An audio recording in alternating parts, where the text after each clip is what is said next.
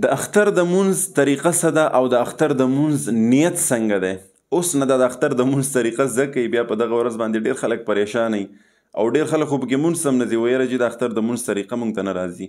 او چې کم لاړ شي هغه غریبانان هم بیا داسې په دې مونځ کې یو بل ته ګوري چې اوس به څه کېږي اوس به څه کېږي. نو رابه شو د اختر د مونځ نیت ته. نیت دا یاد وساتئ، د اختر دا مونځ چې دا واجب دی او 2 رکاته دی او په دې کې 6 زیات تکبیرونه د عامو مونځونو نه. نو اوس نیت یې دغه دی چې ته د اختر په ورځ باندې ښایسته ځان برابر کې سوټیټ بوټیټ غسل هر څه وکړې او د عیدګاه او د مسجد په طرف باندې روان شوې، دا ستا نیت شو. خو ډېر خلک داسې دي د هغې په دې نیت باندې تسلي نه کېږي تر کومې پورې چې په خوله باندې ادا کړی نه وي. نو په خوله باندې نیت داسې دی چې 2 رکاته واجب د اختر مونځ کوم سره د زایدو تکبیرونو په دې حاضر وخت په دې حاضر امام پسې الله اکبر. خو ما درته ویلې د دې ضرورت نشته، خو بیا هم که چاته ضرورت وي نو دغسې نیت به وکړي. بیا ورپسې چې کله امام صاحب وایي الله اکبر نو ته به هم ورسره الله اکبر به وکړي، تکبیر تحریمه به وکړي. نو امام صاحب به مو وایي سبحانک اللهم ولا اله غیرک پورې ته به یې مو وایي.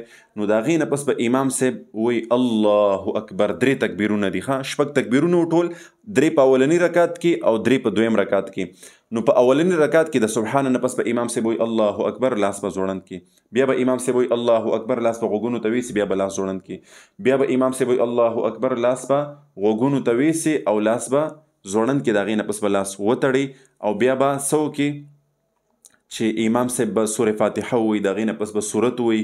بیا به د هغې نه پس امام صاحب رکوع ته لاړ شي، اولنی رکعت 2 سجدې بیا به پوره کړي. بیا به د هغې نه پس امام صاحب راولګېږي، سورې فاتحه به ووایي، د سورې فاتحې نه پس به امام صاحب سورت ووایي. دلته به خیال کوئ ښه، د سورت نه پس به امام صاحب وایي الله اکبر. نو تاسو به داسې نه کوئ چې ډایرکټ رکوع ته لاړ شئ، بلکې تاسو به هغه 3 تکبیرونه چې کوم د دویم رکعت پاتې هغه به په دغه وخت کې تاسو ادا کوئ او تاسو به لاس چې دی غوږونو ته به ویسئ، لاس به زوړند کوئ. بیا دویم تکبیر، بیا دغه رنګې دریم تکبیر، په 4م تکبیر سره به امام رکوع ته لاړ شي. د رکوع نه پس به بیا خپل چې کوم مونځ دی هغه به پوره کړي، سلام به واړئ، دغه مونځ شو. بیا د دې مونځ نه پس به ډایرکټ پاسئ نه، امام صاحب به خطبه کوي، د خطبې نه پس به دعا وشي. نو ستاسو د اختر مونځ به په دغې طریقې سره پوره شي. الله دې وکړي چې تاسو په دې باندې پوه شوي یئ.